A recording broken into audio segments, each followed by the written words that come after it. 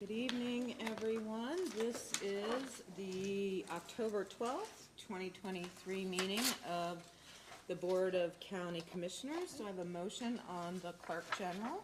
So moved. And yes, and I think there was one requisition in the packet. Yes. It was actually a decrease. Yes. You okay with it? Yeah. And yes? Okay, next item on the agenda is a continuation of the site plan review application of N&G Takar Oil LLC in Turtle Creek Township. Good evening. Good evening. I'll go ahead and start. This is case number 102-2023. It is a site plan review for N&G Takar Oil LLC. The township is Turtle Creek. The address is on Green Tree Road. The parcel is 0831300012. The property size in total is 13 acres. They do have over 15 feet of frontage. The current zoning is mixed-use center, and the future land use map has this as commercial. The existing land use is currently agricultural. The site plan tonight is for convenience stores, so the issue for consideration is a convenience store with fueling canopies. Review process, of course, it is site plan approval before county commissioners, and as stated, this was September the 12th and continued to this evening. This is a vicinity map showing that this is north of 63. It is on the corner of Union Road and Green Tree in the new roundabout. Again, another aerial showing the location. The zoning map again stating that this is mixed-use center. A site plan of the entire site we're looking at. Let me get a closer up shot for you so you're able to see it. Again, this is a convenience store, so there will be a drive-through on the south side. South side on here, it would be on the west side if you're looking north to south. The fueling canopies are in the back. There is access currently on the south side. They are looking at a future access on that north side. Again, it is turned sideways, so it would be the west side. Again, this is the entire site we're looking at. They are proposing 4.01 acres of open space. Is a landscaping plan showing what they have proposed for landscaping in this area. And again, we are focused on this front quadrant. The rear is something that they're going to determine later. They want to work with the Economic Development Office and determine what might be best suited for this area.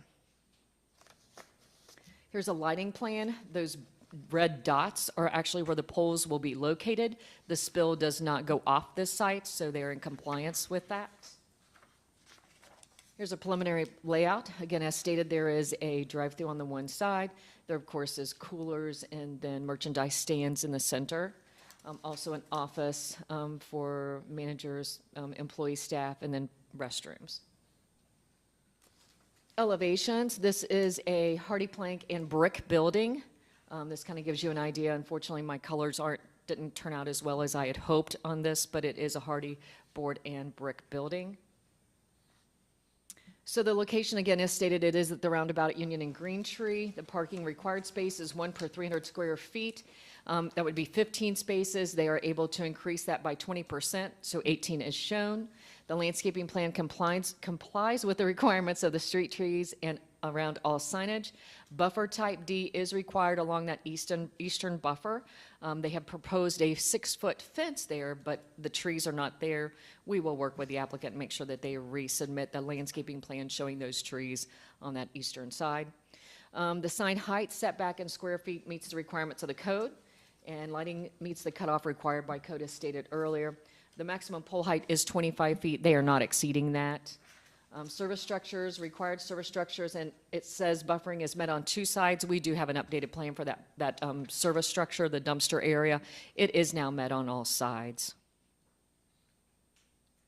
So, of course, for site plan review criteria, section 1.303.6, the site plan review is conducted to determine anticipated impacts on the health, public health, safety, as well as public convenience, comfort, prosperity, and general welfare. And we do look at anywhere from A to P. Of course, not one single factor controls your decision, but of all these decisions or all these factors you do take under consideration. Reviewing departments, the Warren County Engineer, Warren County Water and Sewer Department, Warren County Soil and Water Conservation, Warren County Regional Planning Commission, the Turtle Creek Township Trustees, and Tammy Boggs is here this evening, and she will be speaking on behalf of the township. Turtle Creek Township Fire Department, Warren County Combined Health District, Warren County Building Department, and Warren County Sheriff's Office. Again, this is a letter from Turtle Creek Township, but we're going to go ahead and let Tammy speak. And now we have RPC comments. Thank you.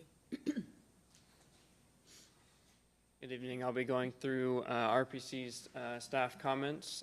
So I'll start off with number 1 here, in compliance with the standards of the Warren County Rural Zoning Code. Compliance with the Warren County Engineers Office standards. Traffic impact analysis shall be done before zoning permit approval. And all access points shall be reviewed and approved by the Warren County Engineers Office. And the timing of the future ingress, egress to Green Tree Road shall be determined by the Warren County Engineers Office, and if the access point will provide full or limited access. Number 3 is dedicate the right-of-way along Union Road and Green Tree Road in compliance with the Warren County Thoroughfare Plan. The Stormwater Management Plan to be reviewed and approved by the Warren County Engineers Office. Sidewalk shall be installed along the frontages of Union Road and Green Tree Road and be located outside the right-of-way. And pedestrian connection shall be constructed from the building to the sidewalk in compliance with the Warren County Rural Zoning Code. Compliance with the OEPA requirements and standards. Compliance with the Health Department standards regarding the food safety and plumbing. Building materials be consistent with what was submitted with their application. Dumpster enclosure shall be similar materials as the primary structure. LED signage is prohibited on the fuel canopy, and standalone signs are limited to the monument signs proposed. In compliance with the requirements and standards of the existing oil and gas pipelines located on the property. And the last one here is the applicant submits an updated plan illustrating the following. So add the open space calculation and quantity in the summary table. Landscaping along the eastern and southern property line in compliance with the 3.4051 lot perimeter buffer type D. And a tree study may be done along the east boundary to be reviewed by zoning by the zoning inspector to determine if the existing trees meet or exceed the buffer type D requirements, and then also to locate the landscaping outside the public utility easement. Fire hydrant locations in compliance with the requirements of Turtle Creek Township Fire Department, and details of the lighting poles and privacy fence. And with that, Michelle and I can answer any questions. Does this have sewers? It does not. It would be on-site septic.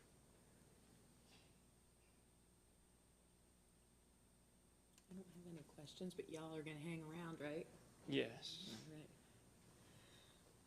Terrific. Okay, so at this time, before I call the applicant up for his comments, I'm gonna ask anybody who hasn't already provided comments, who believes that they will provide comments, to stand up and raise your right hand, and I'll swear you in as a group, and then when you come up, I'll ask you to affirm that you have been sworn in for the record.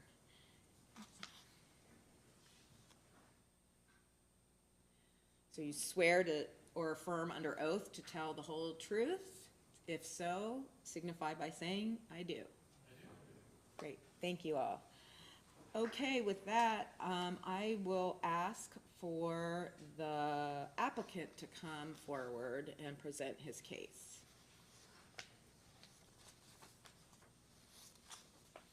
Please state your name for the record. I am Jason Caldwell with Cara Builders, and I represent Takar Oil. Great, thank you. Basically, You've Michelle been did a- sworn in, right? Yes, I have. I watched you do it, so, Yeah. but Kinda for the hard- record, hard to yes, hide me in thank a you. crowd. Yes, Yes. thank you, Dave. As Michelle and Ryan already spelled out, just basic 4,500 square foot C-store, meeting all the requirements in the area, both from design, function, navigation, all of those things. We feel like it's a good spot in relationship to how busy 63 is with some of the similar or much larger facilities. This is a far less obtrusive piece out there on the property. I think it's going to not navigate traffic from 63 or pull from other areas. I think it's more a local gem. I think the people that live in the area, although I know that there's some that don't want to be encroached on right now, but with the zoning that allows for it, it will be a staple that they too can use. I believe many of the people in the neighborhood or in the surrounding community will use it on the frequent. That's typically how these work, is when you have one in your backyard, you need a 1 or 2 item, or you need a case of beer, or you need to stop and get gas on the way home or on your way to work. This is kind of a good piece for that area.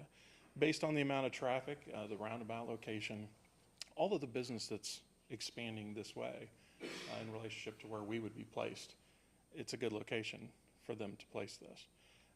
It also offers up a split of that larger parcel, which allows for another parcel south of it to be future developed by whomever or however, and maybe another staple or retail piece that might fit out there, whether that be a Subway or whatever that might be.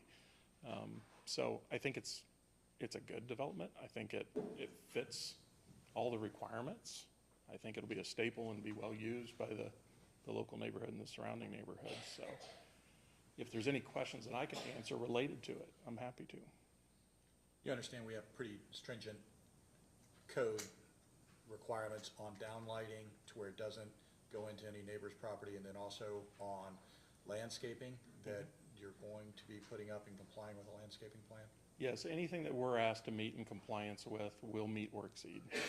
Is there anything that you heard from the zoning and building department that they outlined here today that you have any questions or cross-examination of the witness that you'd like to do? No, actually, they've been very forthcoming. They've spelled out all of their requirements, and we have met a few different times in person, and of course, multiple emails and phone calls and back and forth on design changes and requirements that they would like to see. So we've tried to spell out, cross all the T's, dot all the I's in the way of requirements. And I know there's still a few things that we've still got to meet, and we're more than happy to meet those requirements through the actual submittal process and approval. Stormwater being one of them.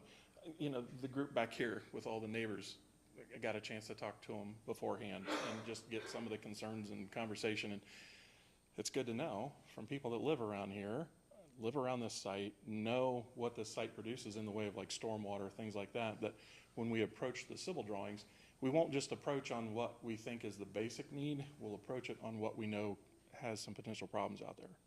So maybe we can spell out some of the resolved stormwater problems, issues like that. I mean, that's a big deal out there, it sounds like. So we'll make sure that we incorporate that into the civil engineering as well.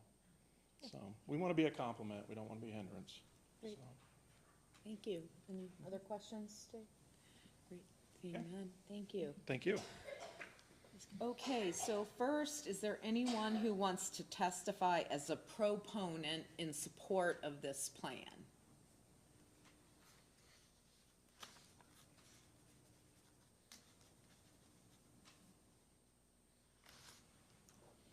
Don't everybody rush up at once. Right. All right, so before we turn. Wait, we got one. Oh, okay.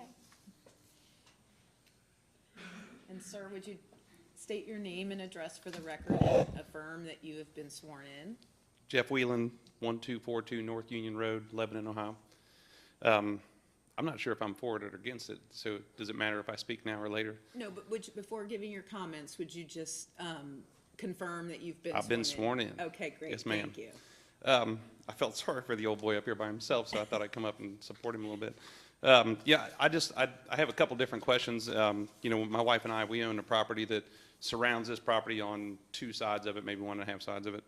And we keep referring back to the Gateway Plan, I think is what you called it, at one point in time when we were trying to develop the Green Tree Golf Course. That's what we kept referring to. And it's where you guys came up with the mixed-use center design for the zoning. And when we were, this is about 5 or 6 years ago, when we were in that process for quite a while, Stan and his employees and a few other people, we took a tour of Norton Commons, down in Louisville, which is where, you know, what you guys have modeled a lot of this after. And even in City of Monroe city council meetings, they don't seem to look at this plan either. And I'm not sure if we still are looking at the plan, and it's a question to you. I'm not really questioning you. I'm just wondering if that's still in the works, because I would really like to see.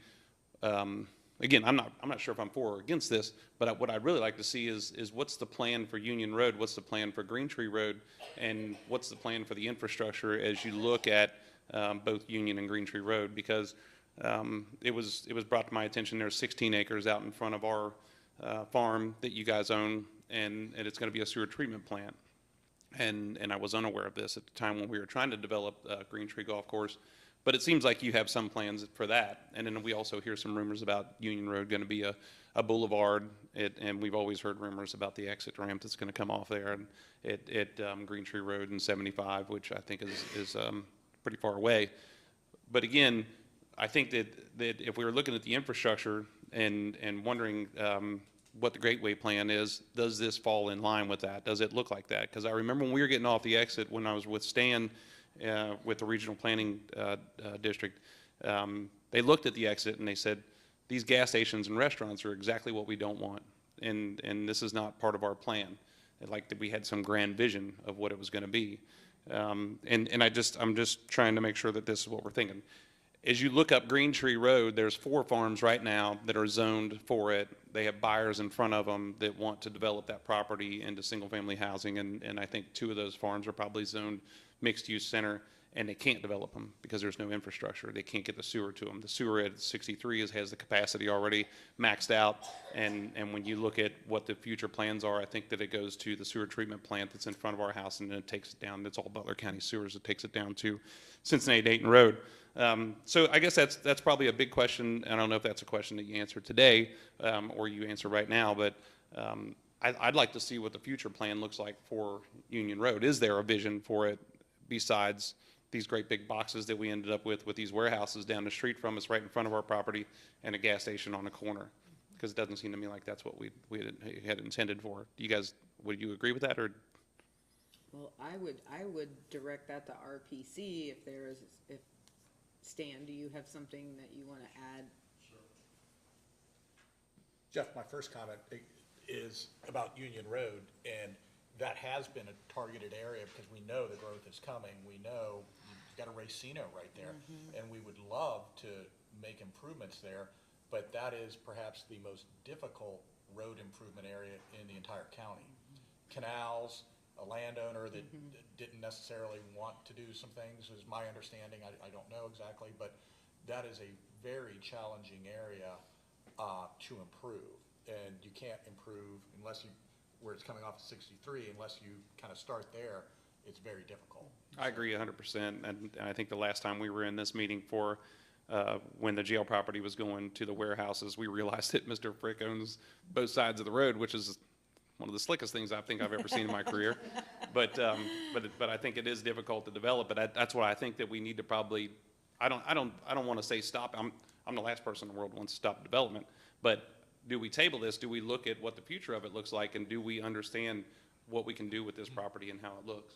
Well, and I'm not sure that we could do that. I mean, we have zoning regulations that we have to determine whether or not the project meets those regulations. If we don't own the property, we don't control the property, and we can't prohibit somebody from just writ large not developing. But the zoning is what we're, typically being tasked with, and at least in this case, evaluating. But I think, Stan, if you have something, if you don't, I'm not trying to put you on the spot, but your name was interjected, so that's why I. When the Gateway plan was developed, it also included, that plan also included the land that is north of 63 and is owned by the state of Ohio.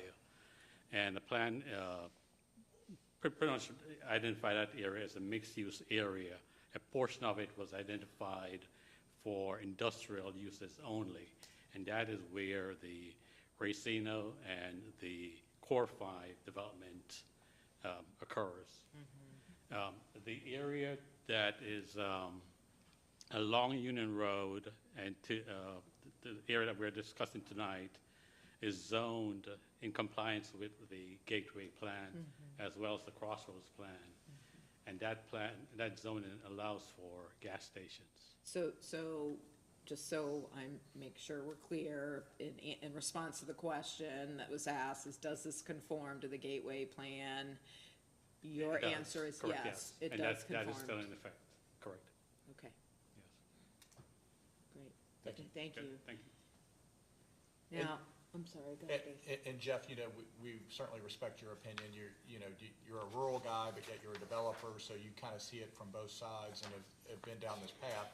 You made the comment about perhaps this is premature, but again, as Commissioner Jones said, from our standpoint and what our attorney is going to tell us, if it complies with zoning, other than the requirements that we have, would you suggest anything else of saying it's premature?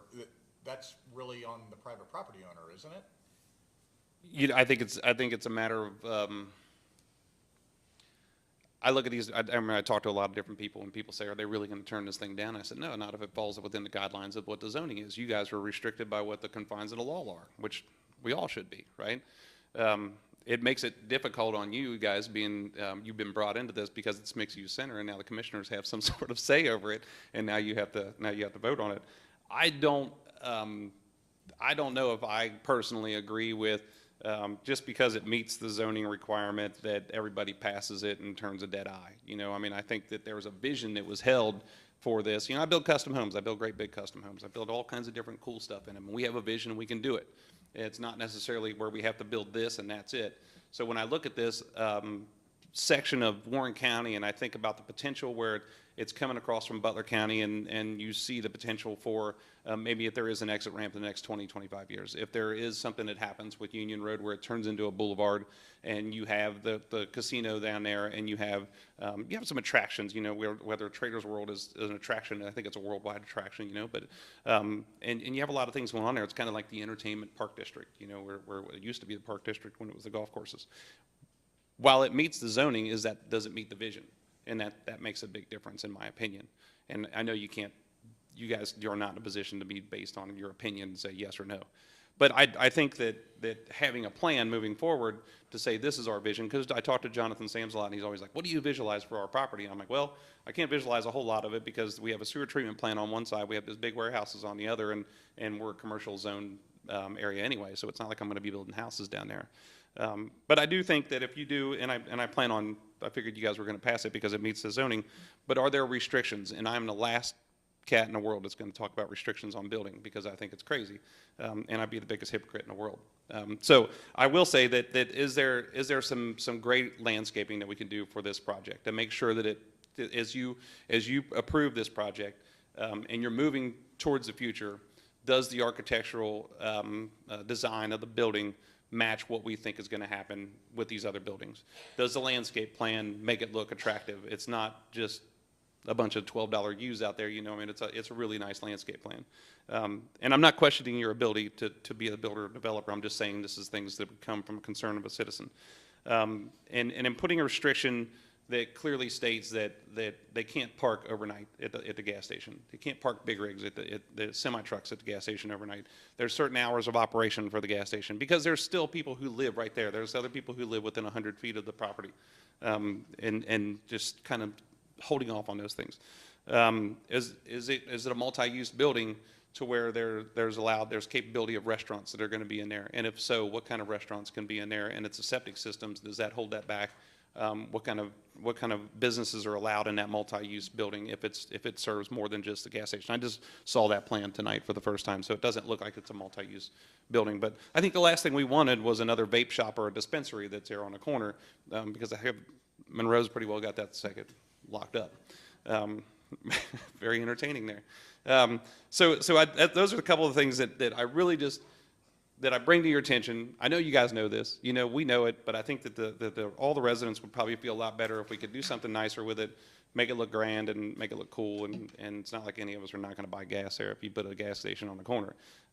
But those are my thoughts, and hopefully we can, and I'd be glad to, from my personal experience and my profession, if there's some sort of committee or something that the township wants to put together, or the commissioners want to put together, I'd be glad to help with that. Well, I'm sorry, go ahead, Dave.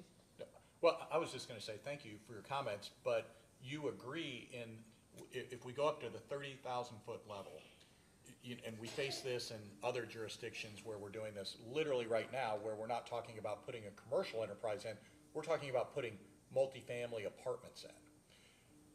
Apartments and high-density housing are what's killing the school districts right now. And you can't have a balanced community if where you're bringing in more and more houses, more and more high density, and the only people that are there to pay for the schools, which have to then increase the size of the schools, which means more levies, more taxes. If the only people that are there to pay those taxes are the homeowners, then it's going to bear burden on them, as opposed to a balanced community where there are commercial enterprises there that then that offsets and helps keep the residents' taxes lower, which is something we've been shooting for. And so that's, part of the equation. Absolutely. I would agree 100%, and I don't think anybody that lives in a house wants to pay more taxes by any means.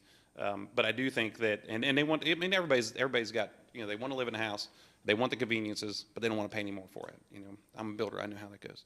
But at the same time, I think that you need the infrastructure to come down through there, not just for the residential developments, but you need the infrastructure to come down through there to get this commercial development going and have some pretty cool things that are happening down there for the residents who are going to live up there. I do think that also, and I think when Stan and I were going through this 5 or 6 years ago, we met with the school districts and talked to them and told them about what we had going on. Now, I'm friends with the superintendent in Lebanon, and I always ask him, I said, is anybody bringing this to your attention? And do you know, as the superintendent of the school district, where the developmental districts are and what's coming your way? Has no idea. And not that he's ignorant towards it, it's just somebody should have that. He should be involved in that because he's going to get hit in the face with it pretty soon. And I think that I really would be helpful, I think, with the infrastructure to help with that commercial development down there on the bottom of Green Tree Road and Union Road, plus the houses up there. I think it would be beneficial. Thank you. Thank you. I would ask the applicant, do you have any questions or cross-examination of this witness? Okay, great. Thank you. Okay, so next, is there any other proponents? Seeing none, I'm going to ask Tammy Boggs from the township to come forward.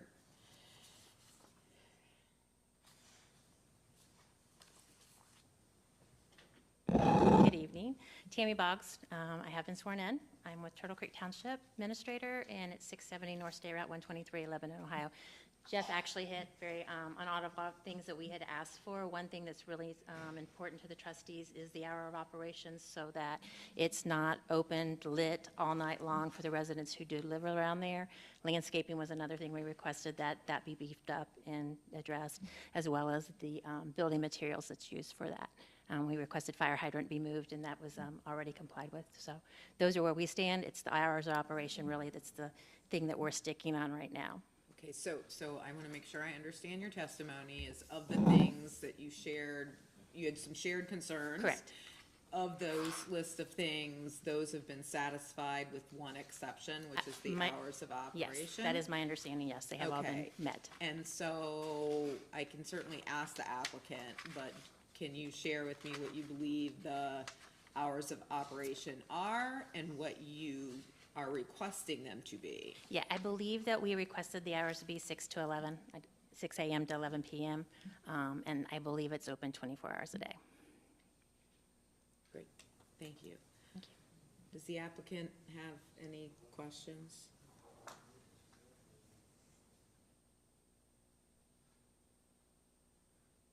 Okay.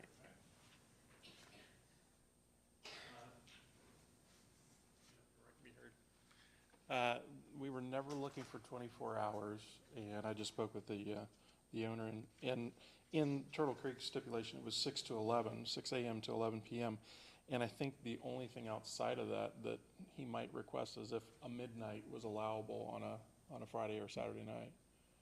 I love this negotiation. I Is mean, midnight acceptable I to mean, it Turtle would- Creek it would Township definitely on not be Friday a- or Saturday night?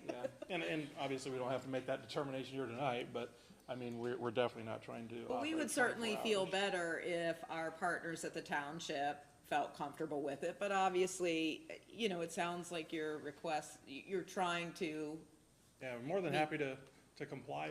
If we can eke an extra hour out a couple days, that'd be awesome. So, well, thank you. it's progress, great. Okay, is there any, are there any opponents wishing to testify? If so, just please come forward.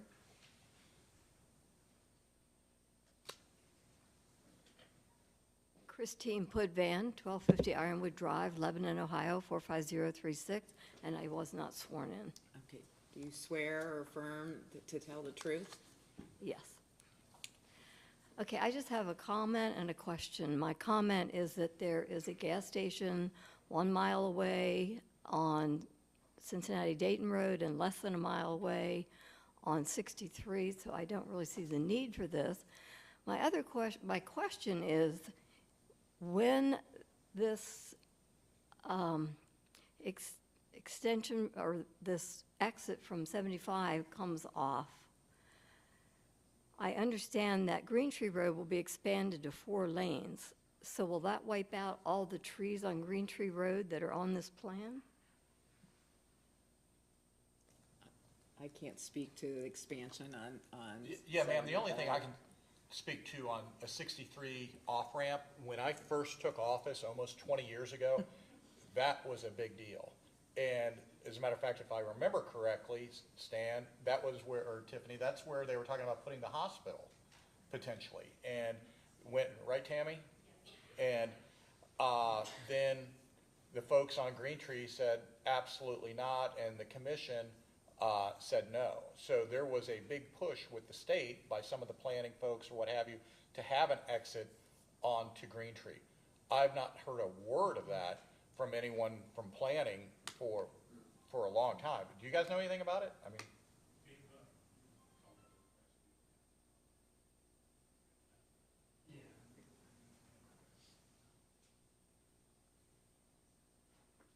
We have had a request from the city of Middletown to potentially bring that forward as a thoroughfare plan amendment, but we have not heard anything since. so the city might want to do that, but yeah, it's not been in our. No. And that is a big deal, and generally, knowing a little bit about government, with something that big, unless there's unanimity amongst all the parties involved, it's almost impossible to get something like that through. Because there's so many places where they're bending over backwards saying, we have to have this, and everybody wants it. That's where limited resources generally go. So if people are opposed to something and somebody else wants it, generally the state, and Commissioner Jones was a state senator, the way it works, and correct me if I'm wrong, is nothing happens. So, and I would believe there's not unanimity that there needs to be an exit off of 75 onto Green Tree right now. So would there be any plans to expand Green Tree to 4 lanes, which is what we've heard? I'm not aware of I any haven't- plans. I haven't heard 4 lane, I mean, there's gonna be improvements, obviously, as growth happens out there, but the only thing currently planned, I believe, is the roundabout at Green Tree and 741. Okay.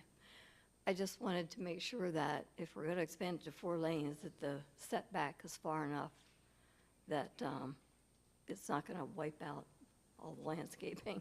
That would be news to us. Yeah, thank you. Who else would like to testify? There were a lot of hands that went up, there were a lot of sworn-in people. Okay.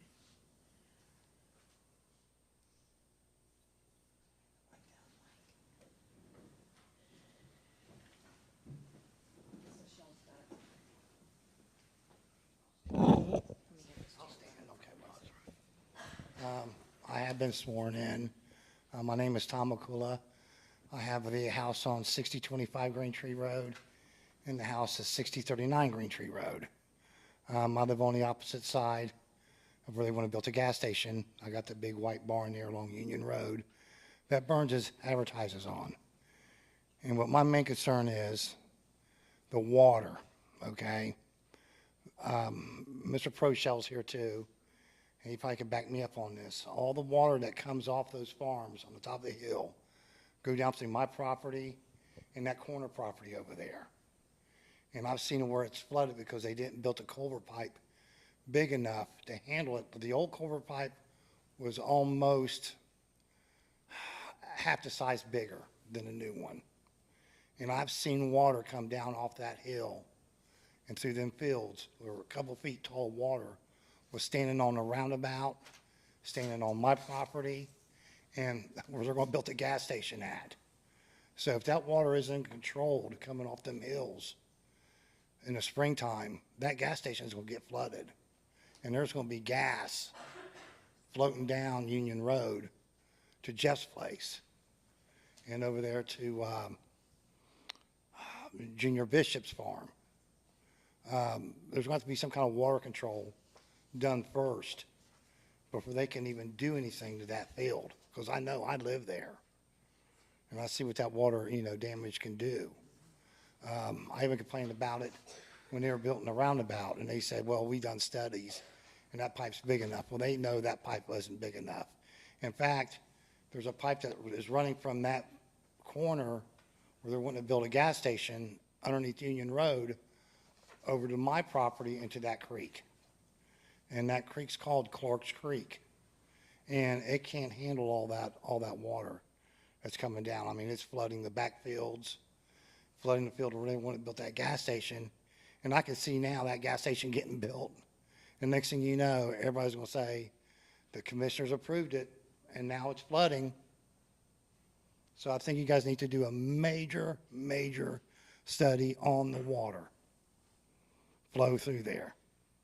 Because I think at one time, that was in a floodplain of 20 years or 40-year floodplain. So that's a main concern of mine, is the water flow. And plus, I've seen the plans, what the state would have in mind of hooking up Green Tree Road to the interstate, and it shows them using my two homes will be gone, and that roundabout will probably be about 4 times its size. And Green Tree Road will be like 5 lanes with a middle turn lane, is what I've seen. And most of that corner there will be taken up too, where they want to build a gas station. But who knows when that's going to be done. But my main concern is the water. And plus how global warming's coming along. We're getting more and more rainfall every year. So if you can't control the water, how can you build something there?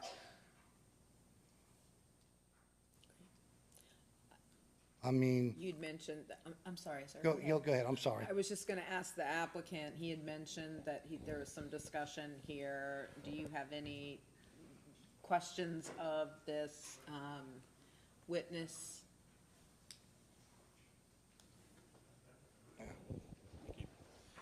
One of the things that I had mentioned was making sure that we address those water issues, because the last thing we want is obviously more water problems in this development with our parking lot, the condition of the fuel, the restaurant, et cetera. I think in this case, and I don't want to go out there too far, but I mean, with the detention that we're going to put in the center of our current parcel before the split, I think is actually going to help your problem dramatically. How can, when the water's coming not off that field, off the fields across the road is where the water's coming from? Yeah, and see, that's a case So, where, how are you gonna stop that water coming down into your field and flooding? I mean, well, I think what's going to happen, I think we'll be working with the engineer, obviously, with the stormwater. That's going to all have to be addressed, but we're going to have to address the worst case scenario. yeah, well, they did So- the exact same thing when they built their roundabout, and the culvert pipe they put in ain't nowhere near as big, and they said, Tom, don't worry, because I had complaints about it. They go, Tom, it's going to control the water, don't worry. No, it doesn't. I've seen feet of water come over the roundabout. The roundabout would be flooded. I mean, it's only flooded on the street for a few hours, but, I mean, there's a major water coming off the top of those hills over there. And I don't know how many acres are, if I can ask Dan will tell you, that come off that field. It's not, that corner's not making the water. The fields above it is, and collecting it. So, what are you gonna do with all that water coming down? There's no way you're gonna stop all that water. They're gonna get in those gas tanks. Next thing you know, water's gonna be floating everywhere. I mean, gasoline will be floating on top of water Well, everywhere. the nice thing, I guess, from the state standard requirements for Yeah. bury tanks, is that'll never happen. Yeah, but you got a car parking lot, But at the same time, yeah, we've got to actually mitigate that water. yeah. So in my mind, I mean, we're gonna have to work more closely with the engineer to make sure that we're not just talking about our site water. So you're but the thinking, water that's coming across. so you think, Warren County Engineer's Office is gonna do something across the street to control that water flow? That I can't speak to, because Because I that- can only speak to because what we that's- would do that's- on our site. That's what would have to happen Right. to control the water to where you guys wanna build at. Something's gotta be done across the street on David Rames's farm. Because all that water from Pro Shells and from David Rames goes through that little area right through there. You know, and, I've seen it that gets curb- flooded. That curb cut out there on our side, it really flows through there too, doesn't it? Oh, yeah, yeah. I've seen water stand in that whole field, right where you want to build a gas station. It'll stand there for days. Okay. Yeah, and it's not the field's fault, it's the fields across the road, all that water coming over. That is the major thing. And I don't disagree with his concern there. I mean, I can't speak to it You for what. speak in the microphone, Oh, sorry. please. I can't speak to it for what we're doing short of, since we're going to have to go through the engineer's office for our stormwater and get that approved, that we cite those concerns with them.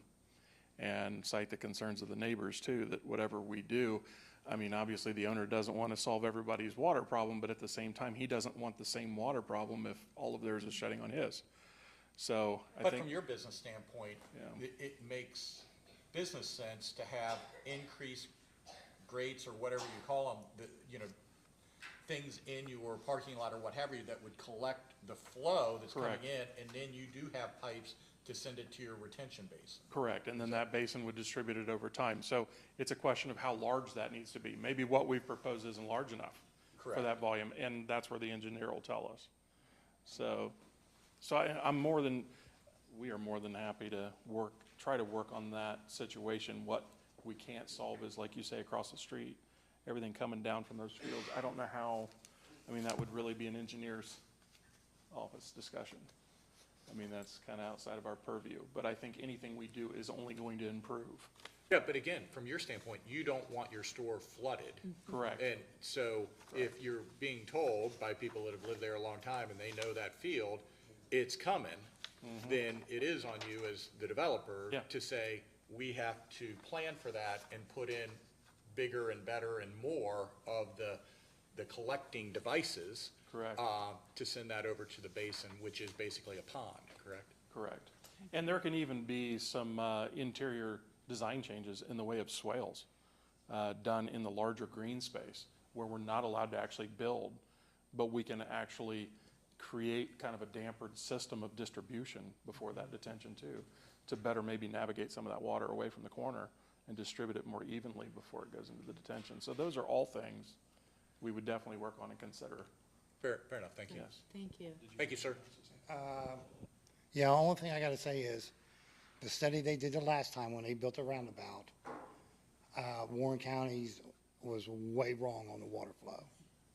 That pipe they put in is not nearly the size they need to put in.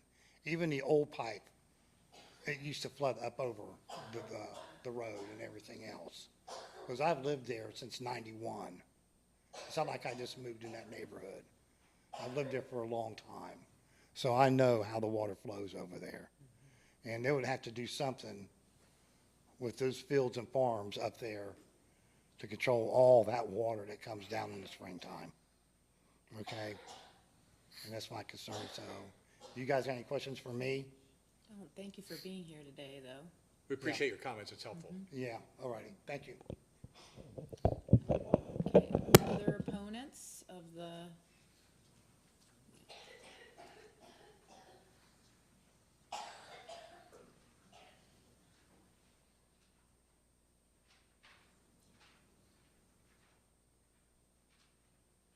I'm sworn in. Doug Jessic, I live at 5789 Green Tree.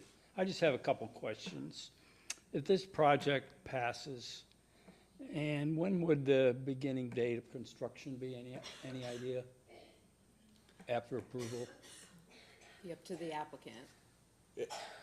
What's a ballpark of when you're gonna start?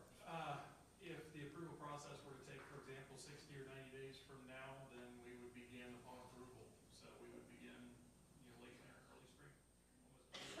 And construction, Construction would take anywhere between, 5 and 6 months, total project. okay. And the final vote is with you all? Make the final decision? Kind of. If the applicant doesn't like our decision, Oh, okay. they can appeal it to the Court of Common Pleas, correct, Bruce? That's correct. Which honestly, we've learned in the past, if we go, just kind of go, oh, we hate this and don't like it and we're gonna go against it, if that violates what we have to do under the law, they Okay. take us across the street to the courthouse, the judge says you gotta do it, and then a lot of times they're entitled to damages. Okay. I think just one last question.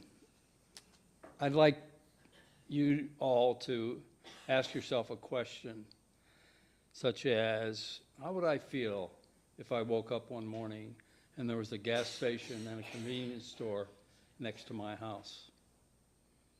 I've been there 29 years and it's a nice area, and I know you can't stop progress, but it just seems like we talked a little bit earlier about it, some tax wording came in, and I know there's a lot to do with how much more tax that place would generate than just my house sitting there, but. Yeah, I totally appreciate what you're saying. And I empathize with it because, where I live, right next to me is, right next to my building is property that has been for sale, that is zoned, in a way that I don't love. And right across from that is another piece of property. And if I could afford to buy it, I would, but I can't, and so I understand how I'm just waiting for somebody, and it's there. Is there anybody have any idea what it does to property values? What the property value is? Like my property.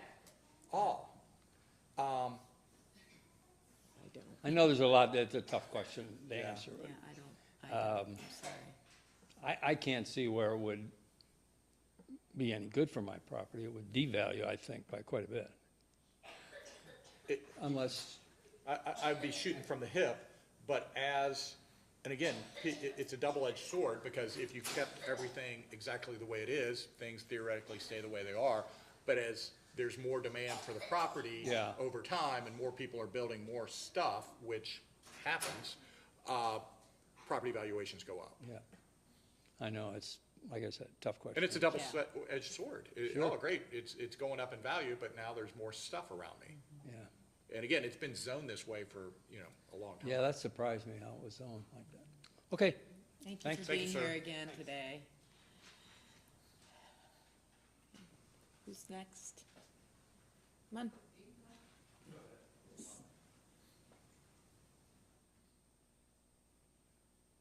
Hi, my name's Corey Smith. I live in the Trails of Shaker Run. Okay. And I know you haven't been sworn in because you came in Oh, so late, what do I need to right? do? So I just need you to raise your hand and swear to tell the truth. And if you agree to do that, say I do. I do. Great, thank you. So we live down the road. Already, I would say we have issues with the roundabout, just with weather. So putting in a truck stop there does not seem like a great thing. But additionally, if I looked at the last picture that I saw also had diesel, the one that we received. Do we want to, can you? See if this works, yes. Early on, there was a proposed truck canopy, and we've removed all truck parking and the truck canopy. So the only truck that will actually enter there from a large standpoint is just the fuel replenishment truck. And that's just periodic, And very that rare. there wouldn't be room for. Do you have like, control of this? This couldn't change later. No, it would require them changing the zoning and completely allowing that as a use, and I don't see that ever happening. I was facade. curious, because with the picture, the last picture I had seen had the diesel one still on it, and I was worried how I get you. trucks were gonna get through at that area. So that was a large part of the problem, but I also don't understand why we need a, convenience store there when we have one. There's a new Thornton's being built right down the way across from Trader's World, and then we also have a truck stop, with a convenience store that is right on Union, or I'm sorry, Cincinnati Dayton Road, right down at the end. Now, the- So, Crystal, so one more, please, the facade. I want her to be able to see the facade, because that she has not seen. so my question is there a need for a convenience store and gas station in this location? Because we do have so much congestion because of Trader's World specifically. Can you just, Like what the front of the building looks like. yeah. There you go. I That's just it. want her to be able to see that. She was not here for this. Thank you. But I'm just curious as to how, what you've done in terms of figuring out what kind of need there is for a gas station at this location, because the traffic that we see there, because of the traffic light that is at the end of Union and 63, that, actually, I'm sorry, stop sign, because our traffic light is just blinking there.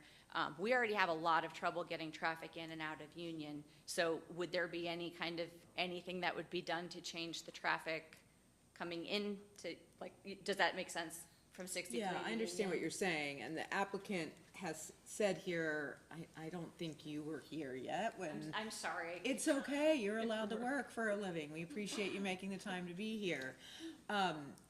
I think what I heard the applicant say, and he can certainly speak for himself, was that they were projecting that this was for local, this would be for local traffic, and that the intention is not to bring traffic there, but it would be for local traffic. Is that, am I Correct. accurately? Putting a store in that area is really going to be for the neighborhood and the surrounding Okay, community, then because it's great. not really going to be a draw from 63 because of all the amenity that's already there. But going back to your traffic navigation situation, the two entrances that are going to be on Union are actually designed to get traffic turning in there further away from the roundabout, and also easing it with a passable lane. We'll be widening Union there, so you'll still have your thoroughfare all the way through. There'll be a turn lane to then go into it, so it won't be a congested.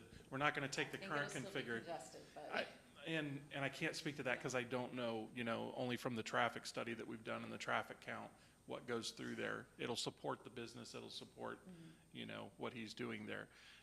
But as far as the traffic navigation, the engineer's office really spelled out how that turn lane needs to be to make sure that passable traffic coming out of the roundabout is unaffected. And so we've done that. And then the ability to add the third, which we don't have the site up there, but the third one on Green Tree would also help alleviate any stress on that roundabout if he puts in that future access point as well. I will And- just go on record here. I'm just one resident, but I know that I speak for many of the residents in my neighborhood that we don't want a convenience store. We are willing to go to the new Thornton's or to the one over on Cincinnati Dayton Road or the one over on Hunter. That this is not convenient for us because it is going to add traffic. I'm not going to come to your convenience store.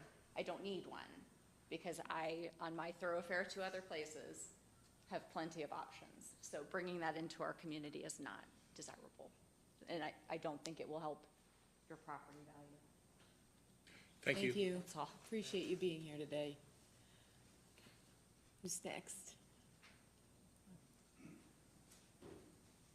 Hello, my name's Don Adams. I'm Donald Adams. I live at 5861 Green Tree Road. I have been sworn in. Thank you. I live in, can I walk over to there?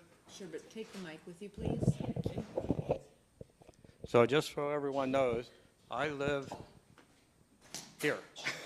So this whole thing borders my property. And I have a nice barn sitting back here and my house is over here. Okay, couple of things here. I oppose this. And I think there's some zoning regulations that come into play that have not been brought up here yet as well. You probably heard about how people think we don't need this, we don't need lots of, just don't need another convenience store, we don't need gas station or fuel service station, as they call it.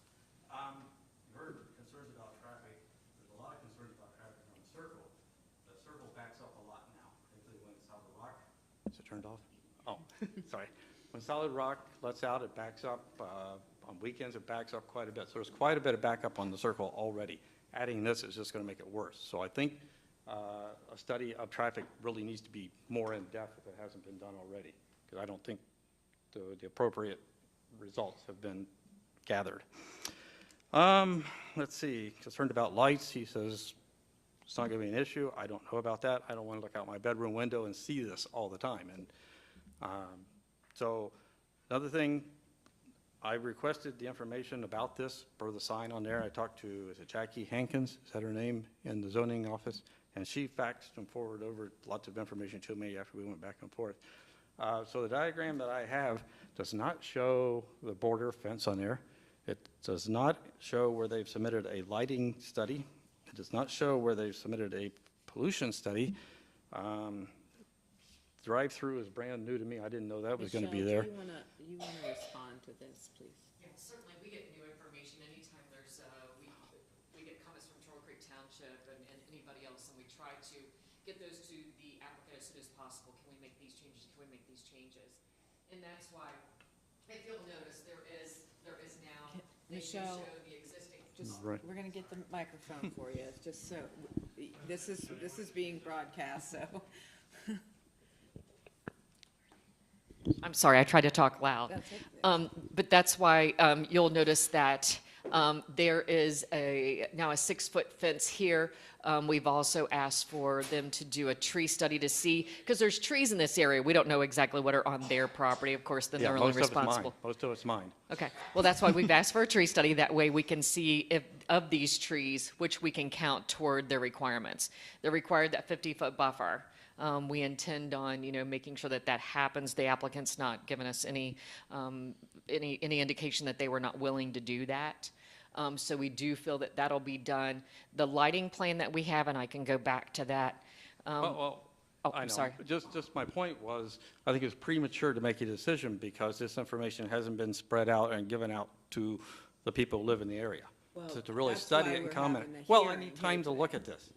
I mean, but that's what this process is for. The process is for showing the plans. Okay. You're going And to make a decision tonight, vote on it tonight?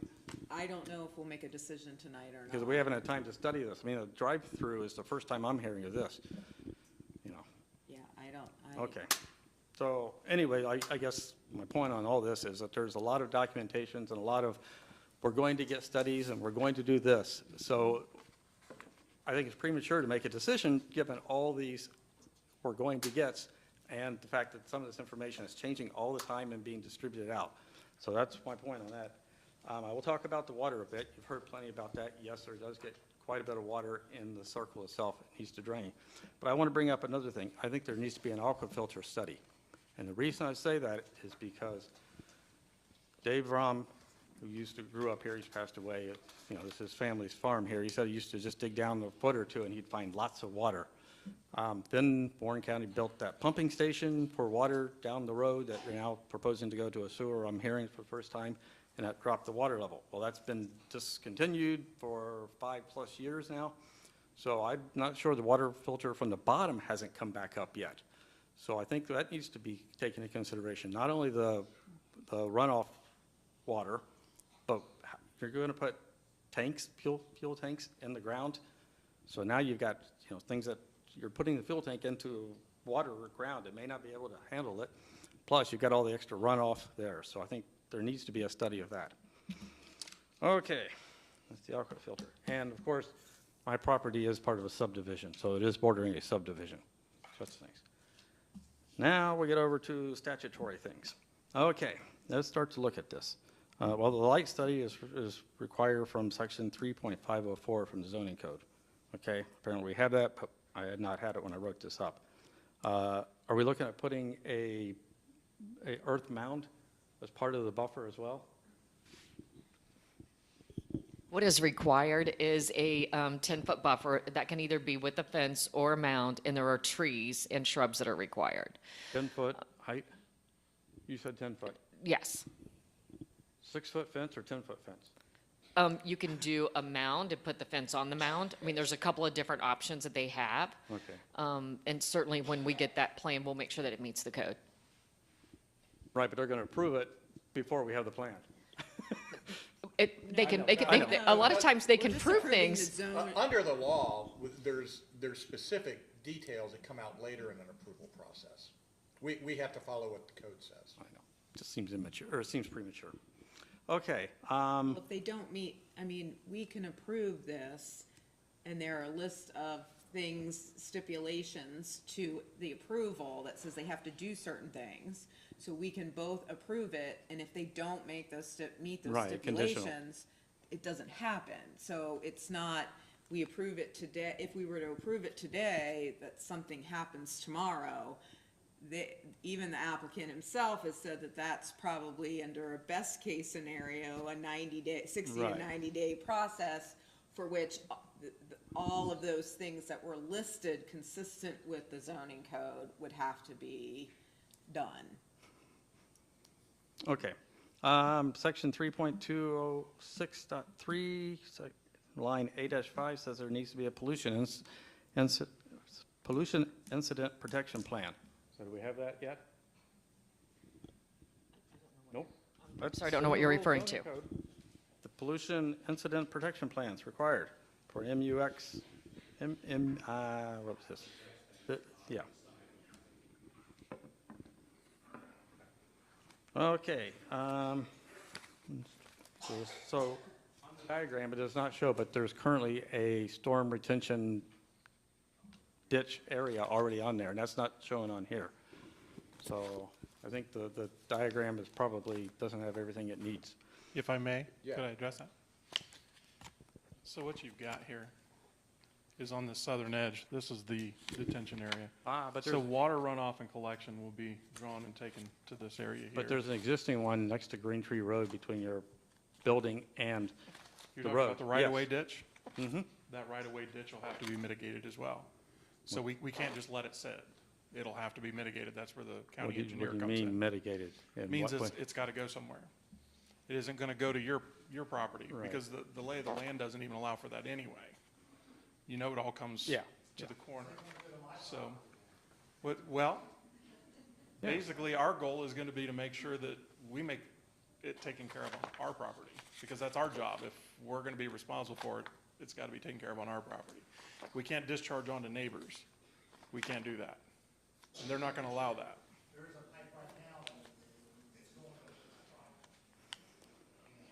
Yeah, from this corner right here. Yeah, there is an outlet here, and there's also a curb cut right here on the road that empties from the field across the way, comes across that roundabout split, and actually comes across and empties into this right of way and goes there. And that I can't speak to because we're not responsible for the road engineer, all of that stuff. But that's all going to come up in our process of approval. All those things will have to be addressed. They'll expect us to address them. If it's a concern on their part, it'll become a concern on our part to address. But this is the detention area that you were talking about, you wondered about. It's actually going to be Well, there's one down here over, and beyond your property. right, but there's one already over here, so that's, you got to go around it. Right, and that's where, Don't have it- when don't we have it talk on the about map. civil engineering, yeah, Right. that's where all this comes in. You've got catch basins throughout the parking lot, whether there's, I believe there's curb spelled out on all this. So there will be catch basins throughout this property, and it will all be navigated, whether it's through a pipe outside of the aquifer area over to the detention. Any septic concerns or anything with the aquifer area, all of that was spelled out when you were talking about concerns over potential threats or, anything Pollution like that. incident- Yeah, the pollution incident. protection Okay, plan. one of their requirements of us, and was to show, was that the tanks are outside of that water protected area. That the tanks are actually over here in the green space outside of the protected area. So we made that change as well, because we originally had them over here, but that was not allowed because of the protection. So we actually moved the tanks out of that area. Is that what that dash, all Yeah, along here? this dash right here is actually the water protected area that moves westward. Okay. So I hope that answered your question a little bit. A little. Yeah, a little It bit. explains, but that doesn't satisfy me. Where is the drive-through going to be? Because that's not drive-through- clear when I The got the drive-through information. will be right here on this How do they end. get to it? You will actually come in, you'll Drive come all the way right around? around.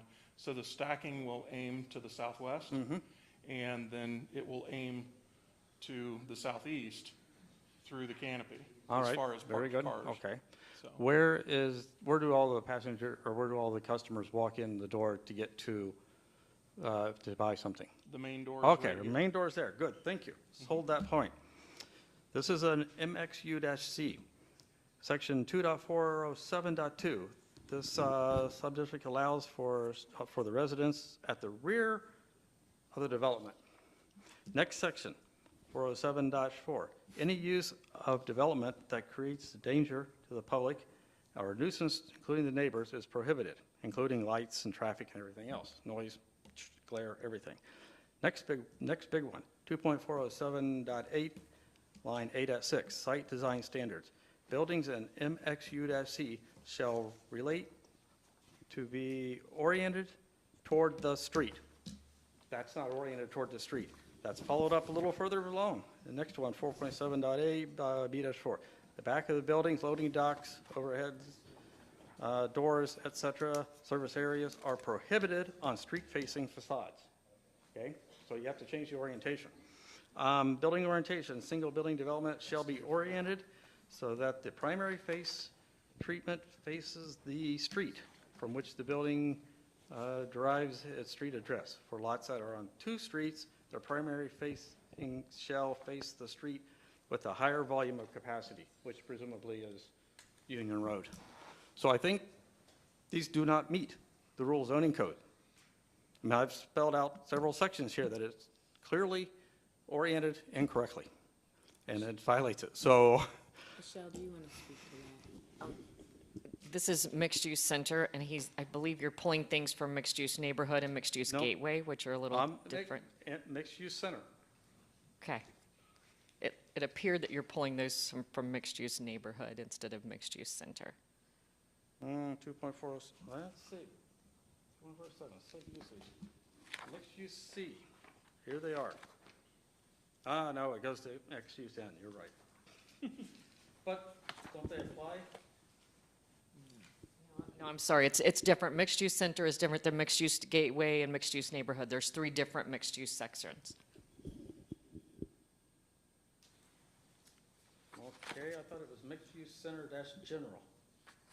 That's 2.407 dash 3.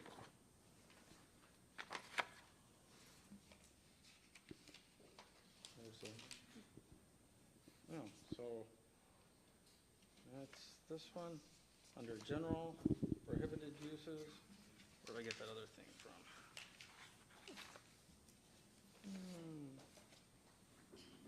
Site designs for 2.407.8.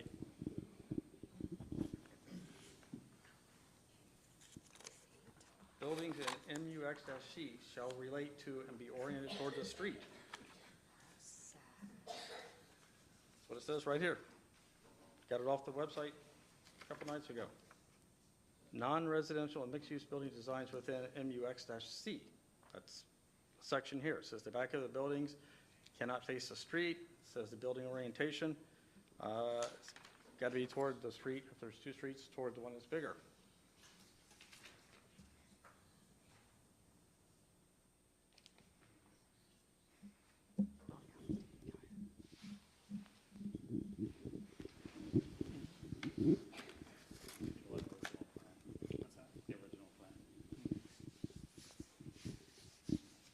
The original plan that was referred to the applicant, the gas pumps were towards the street, and we cited this standard, and they have since oriented the building towards the street and the gas pumps away from the street.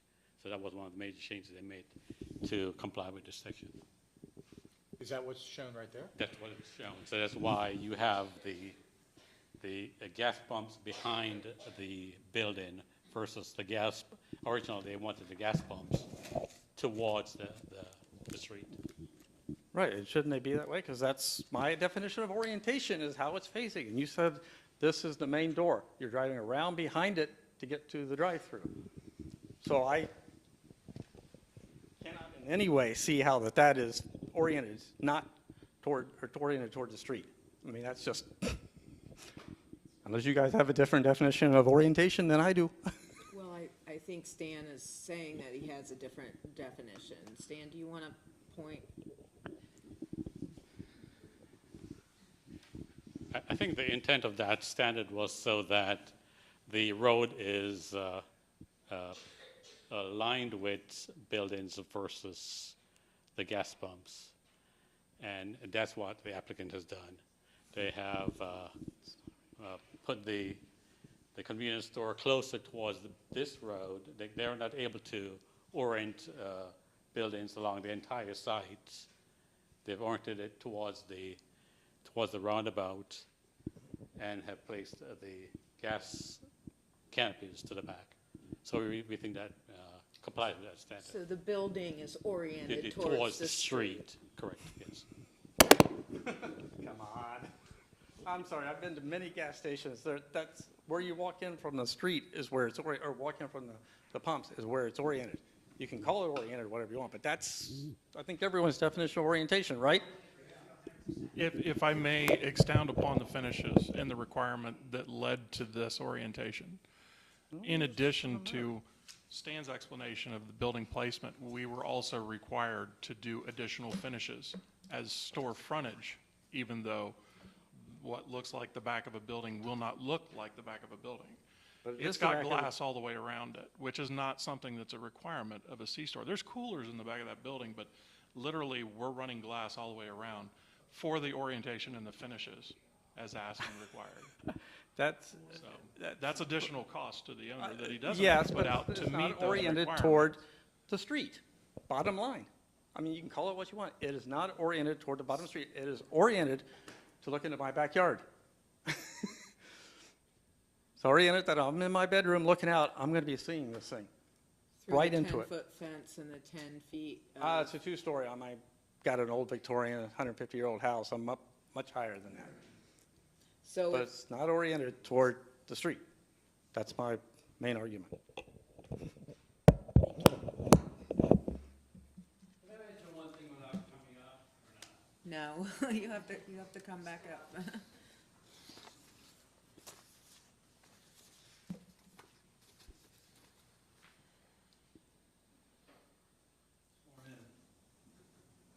Doug Jessic.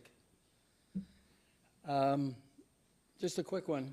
I was told last week at this, or not last week, last month, that that wall that he's talking about, now I hear it's 10 feet. I was told it was going to be 30 feet with trees on top of it that grow quickly. That's all. You mean the bordering the border. property? His property, yeah. Well, he said it's either a 10-foot fence or mounding with fence that gets you to 10 feet, and then a, how many foot buffer with vegetation? You're correct, yeah, it's a 50-foot wide buffer, and it can either be mound or fence, but it will reach 10 feet in height, yes. Well, someone in this room told me 30 feet with trees on top of it for a buffer. Well, I That know that upsets wasn't me, because I would, I don't know. Okay. So, do you think it's oriented toward the street? I mean, I didn't give my opinion yet. Yeah, I know, I'm asking. I don't know if it's oriented by the street. I appreciate the fact that you're raising that issue. We'll have to take a look at that. Yeah, I mean, I tend to follow exactly what the law says on these things, and Right. orientation to me means the opposite. My common sense would say that. But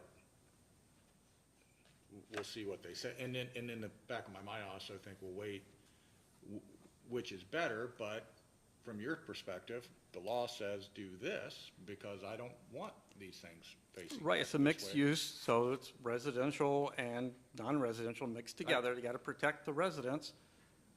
Yeah, I get it. From my perspective, again, I've fought some of these things so hard, but when I know what the law says and what I have to do, but Bruce, you got an opinion on this?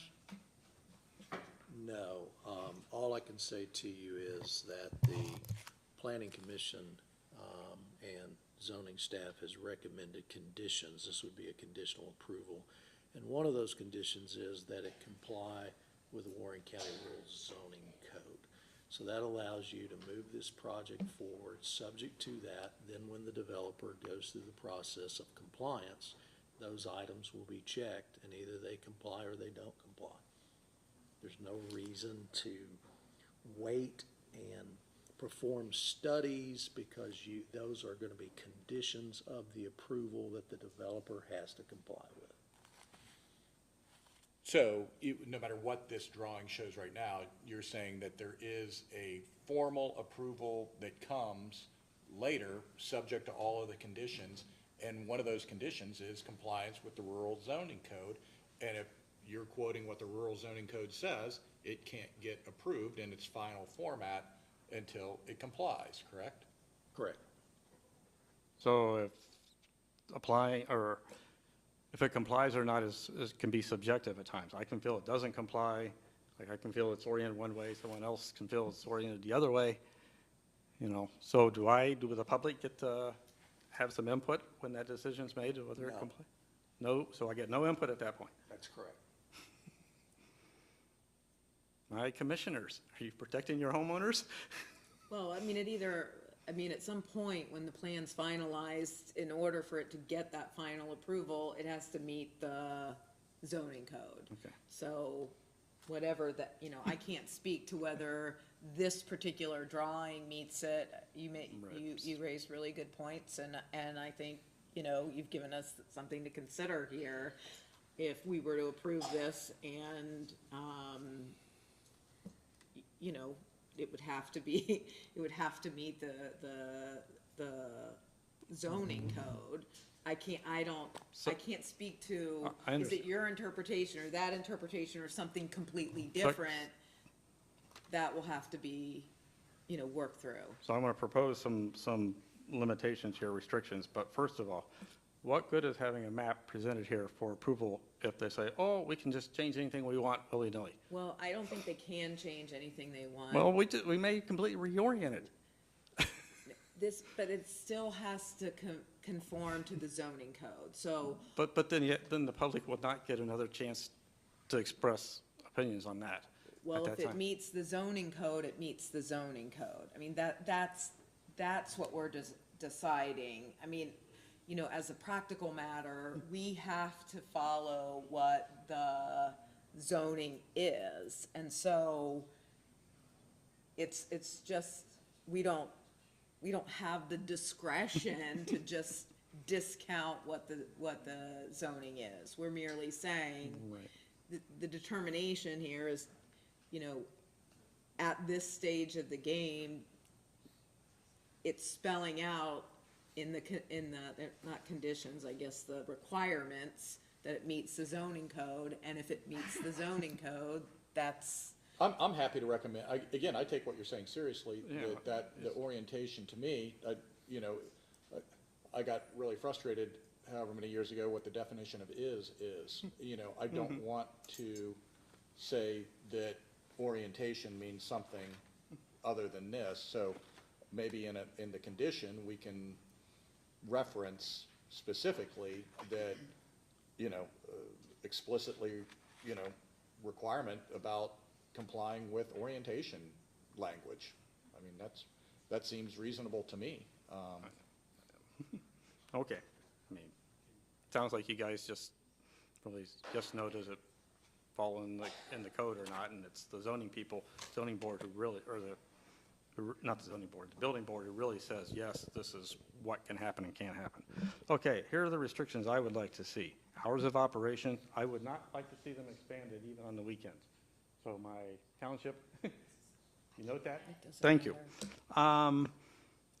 Loudspeakers, they do speaker announcements. I don't want someone, over loudspeaker into a grocery or a gas station area. I don't want to hear that at 6 a.m. So I'd like there to be no speaker announcements. And then, those are the big ones. Hours of operations, speakers. I'd like a restriction that says you can never put this diesel, large truck use in there in the future, because I don't want them to say, well, we approved it now, and then we come back 2 years from now and say, oh, well, now we'd like to put one in there. So I'd like the Let's restriction. ask that question real quick. Mr. Prosecutor, is that possible? No, no. But what happens if they're going to change the site plan, they have to amend the site plan, and that goes back through the public process where the residents would be given notice. If they're within 500 feet, it would be published in the newspaper. So there would be another hearing on that issue. Yeah, so it's private property, we can't say, but they have to go through the process of amending this, and then that would be another public process. You can't just rubber stamp that there's another public hearing if they were ever 10 years or 20 years down the road, try to do another use. Right, yeah. Okay. All right. Do you have any questions for me? No, I think you've articulated your positions well, and I'm just going to ask if the applicant had any questions. I'd say there was a couple of good points that you brought up, and we were just discussing it here. One of those points would be if architecturally, we need to make that point of the building that points towards the roundabout look as a front, in addition to all the glass that we've already added, and that requires another set of entrance doors to complete that look. We can do that. We can do that from an architectural standpoint. To address your call button issue, that doesn't exist here. It's not like a McDonald's drive-through, where you've got signage and a call, speakerphone or anything like that. He's taking orders at the window. This is a carry-out type drive-through. I've heard those in other gas stations where they have, several things, and someone from inside will call out to someone, their speaker's out near the pumps. I see. And that may be an issue of public safety, if those are required for an issue of public safety notification. And that neither one of us can dictate.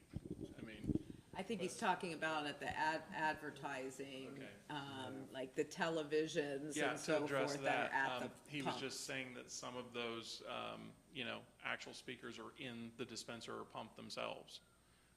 So, hey, pump's not working, but they're not that loud. So it's not like what you're talking about, in the way of a drive-through type volume. Or even the speakers, I think also the speakers in a canopy that would say, pump number 7, go ahead and fill up or whatever. Yeah, and there actually is no overhead speakers in the canopy whatsoever. Okay. Yeah. That's They're what we're just on looking, the that's what we're dispensers looking in for. small Come in and buy 2 Snickers bars, they're Right. on sale. And Yeah, buy one, get one. No, Yeah. there's none of that. Okay.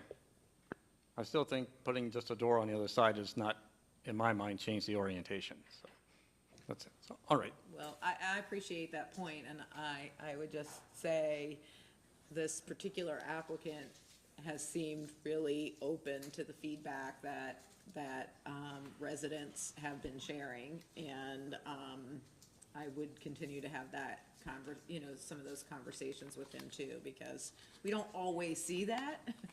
And the applicant's been pretty open to try to meet as many of the concerns and considerations that people are bringing forward.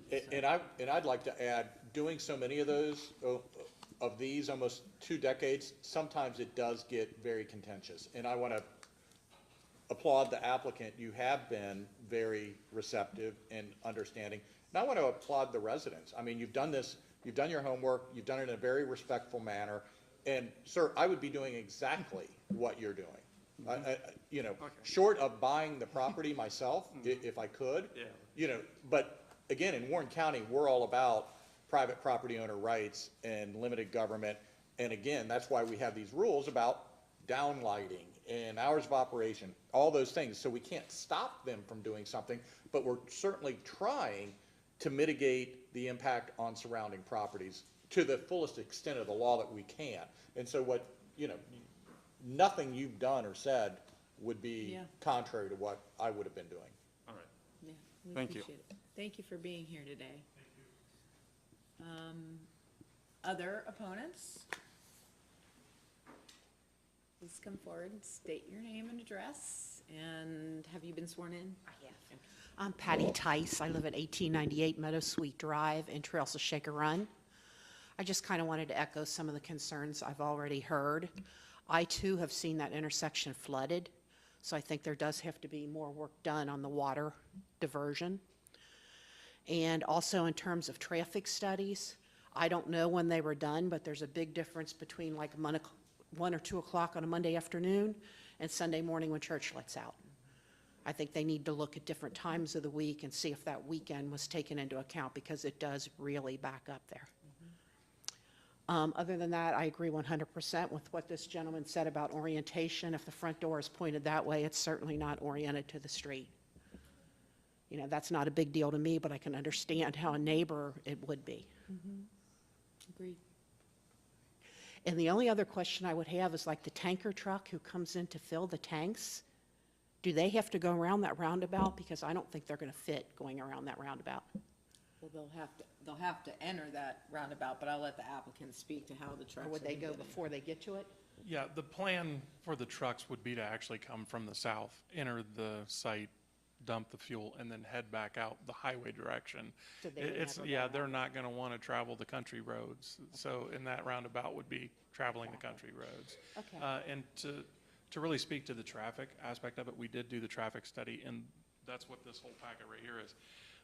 The traffic study is actually done, it's done in layers. You can do a diminished traffic study and just a very basic count, but what we did was based on ODOT counts, which is a higher level. That means that peak hours and all of that are taken into account, morning, afternoon, during school bus, on and off, you know, that type of thing.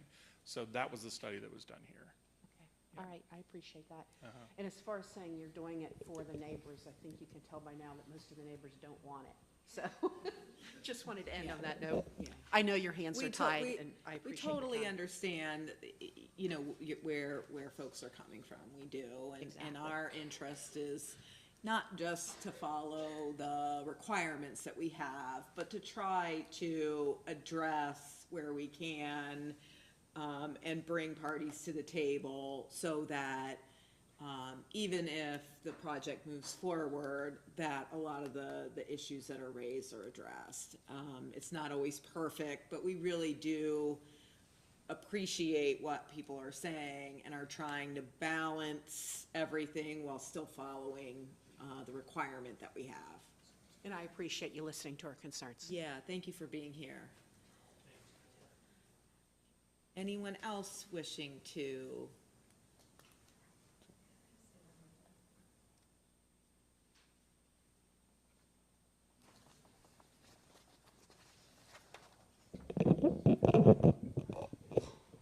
I've got a question that's so stupid, it's probably going to make everybody laugh.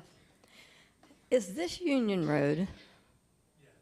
Okay, from sitting back here, it's hard to see with all of this stuff here where they're actually going to enter. So is this where they're going to enter? This looks like it's all out. This is where they come in? Looks like that goes out.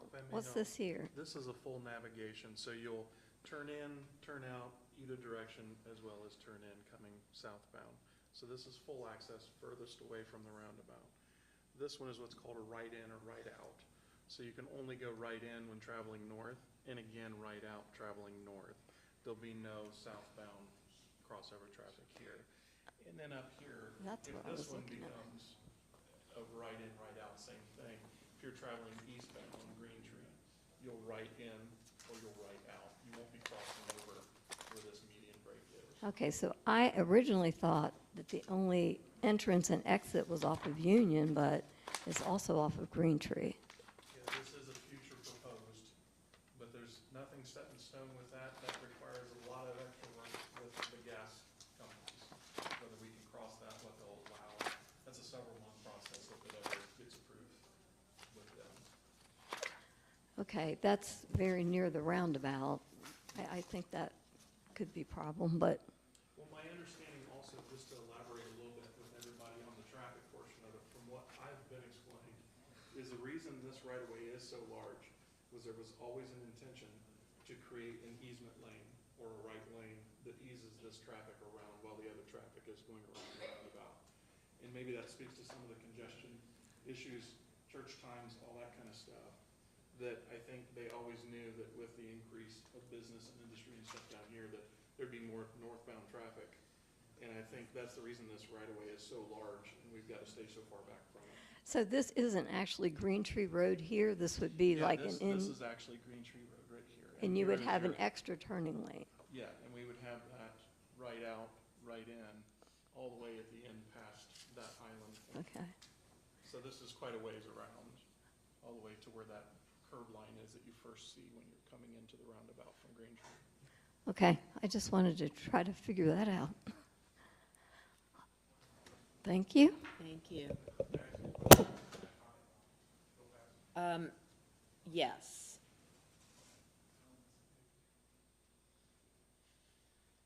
Just a quick question on that. If you have an exit there on the Green Tree, how far are you required to be from the homeowner's driveway? So, I mean, someone's going to turn right out there and they're going to be very close to my driveway. So, is that a, pardon? We don't think that there is a separation standard for that. Okay. I'll have to look that up. I believe that the mouth of the opening where it meets the road could literally be the property line. But we would certainly take that into consideration based on the engineering. There's no setback you have to be from my property line? Not on the drive, no. Well, But you're gonna have either mounding or trees through there anyway, aren't you? Yeah, there would be sounding, but what I think his concern is that the drive is right at his property line, that it will Right. actually be dictated not by the relationship to the property line, but by the distance It's like- required from the traffic study. Correct, I mean, there's, right. right. You're not required to have the 50-foot boundary and have your easement or your turn in here? So you're allowed to go right up to my property line? Wow. I'm in the wrong business. Thank you for letting me speak. Is there anyone who hasn't testified yet wishing to do so? New information, okay. Okay, so now I have to, okay. I live, right next to it. And whenever I dig a hole in my backyard, once I start digging about 7 feet, 8 feet down, it starts filling up with water. And there's an aquifer underneath where I live at. And there's an aquifer underneath that land right there too. And it's the biggest aquifer east of the Mississippi River. I imagine you guys know that. And I don't see how they'll be able to bury tanks without water being surrounding them. I don't see how they're going to do it. Yeah, Because that is a major deal. That's actually our biggest asset in the entire county is that aquifer. We Yeah. know that, we understand that, and Ohio EPA, and that's honestly why we're somewhat silent on that. There are so many hoops they've got to jump through with the EPA. It's, when you start doing stuff like this, there's a whole department that does nothing but look at that. Is that correct, applicant? Way above our pay grade, Yeah, I as mean, they say. there's a whole process they've got to go through. You can't touch an aquifer without jumping through there, correct, Bruce? I mean, there's a process they'll have to go through. So even if they start digging down and they get about around 8, 9 feet and water starts coming in, because they had major problems with it when they were putting in that pipeline. They had to bring in pumps and kept on pumping out water and pumping out water. And I think they were just doing it illegally because they said because I was saying something to them, they go, we can do whatever we want to do because we're protected by the federal government. It's a federal government project, so they did it anyways. But if they start digging there, I guess they could put tanks into the water of the aquifer then. No, again, there's a whole nother division of the government that does nothing but make sure they're not going to screw up our aquifer. Okay, I mean, literally. I mean, Yeah. that's all they are going to look at. yeah, that's one of my major, water in that area is just something else, so, okay, No, it's a great point. No, believe me, Yeah. we've thought of that. I mean, it's. yeah. Yeah, we gotta protect our last, water resources, and that aquifer is one of them, It's our main one. yeah. And I will, if I can just add, I have discussed the situation with Chris Broush, and he's opined to me personally, and we can have, him give testimony, but that this will not be an issue in his opinion. So he has reviewed it, but it will go through Ohio EPA and those steps. Okay, all right. Thank you.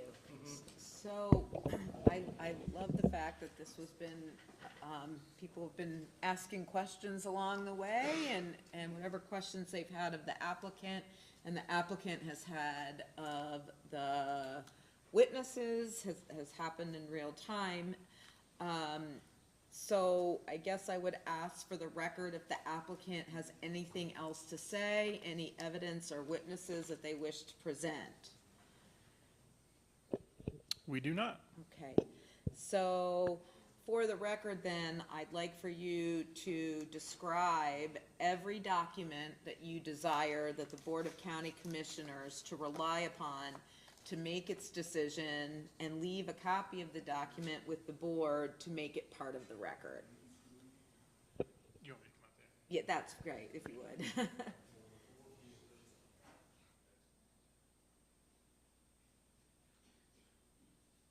So all the documents in question are obviously all the things that have been submitted thus far for prelim review for you guys.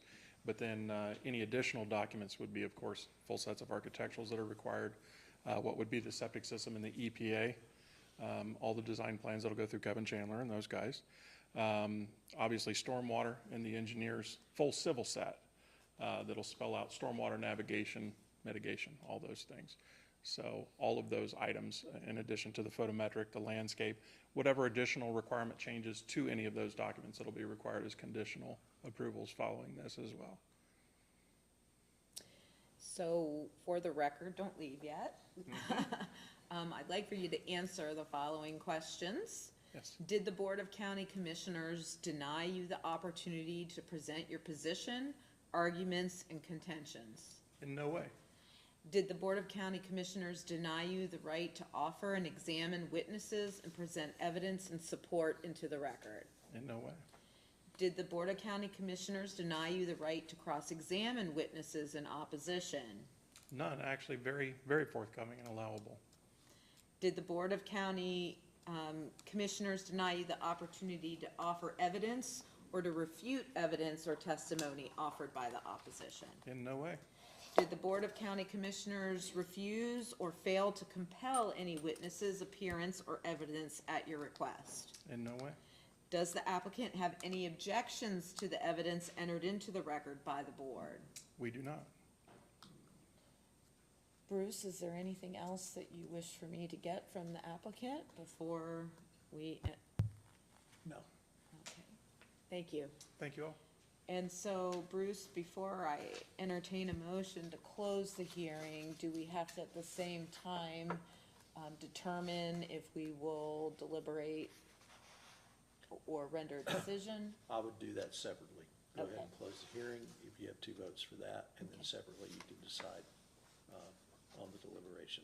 Okay. And part of that deliberation, part of that condition can be things like the hours of operation and a deliberate, explicit discussion about stormwater and compliance with those regulations, and also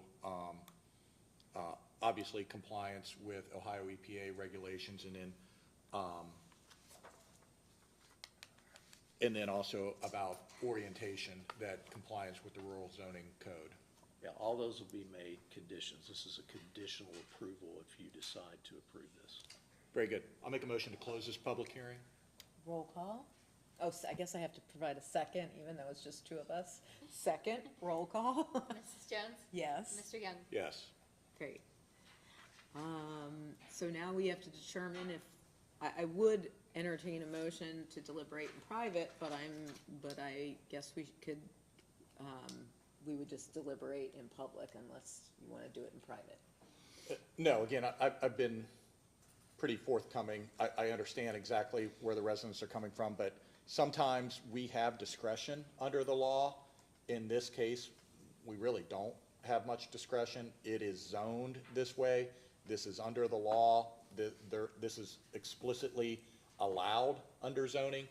And, but I think the residents' concerns are something that we should put forth under a requirement, specifically with the hours of operation being 6 a.m. to 11 p.m. with the other conditions that RPC had put forward, and then also explicitly directing rural zoning to look specifically at oversized or making sure that the stormwater issue is mitigated, as well as compliance with orientation requirements. Can we do that, Bruce? I mean, is that? Yeah, can you pull the slide back up that had the proposed conditions? Do we have? Yeah, do we have those?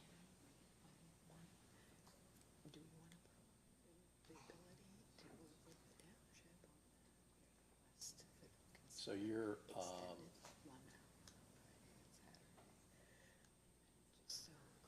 our recommended conditions from the RPC, the one thing you're talking about, the EPA is in there. All these conditions are in there except, I guess, for the hours of operation. And you can add, if you're gonna do this in public and do it tonight, you can add that as a condition. It sounds like your motion, or you can word your motion that way if that wasn't a motion you just stated. I think everything else is in there. No, I said they'll need to add. So, You can't control that from up here. I'm sorry? You guys can't control that. Michelle does. All right, so condition number 1 is compliance with code, so it'll have to be checked to comply with the rural zoning code. This is straight zoning. Compliance with the engineer's office standards, the traffic impact study, it sounds like they've already done that, and that's gonna be based on what the county engineer tells the developer that he needs to do and provide for the TIS. There's one about right-of-way, next slide.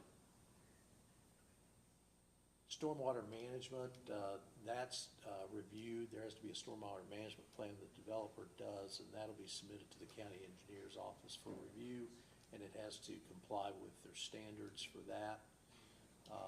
6, you got an OEPA, you gotta comply with all the EPA requirements related to the septic system and otherwise. Are there any other conditions?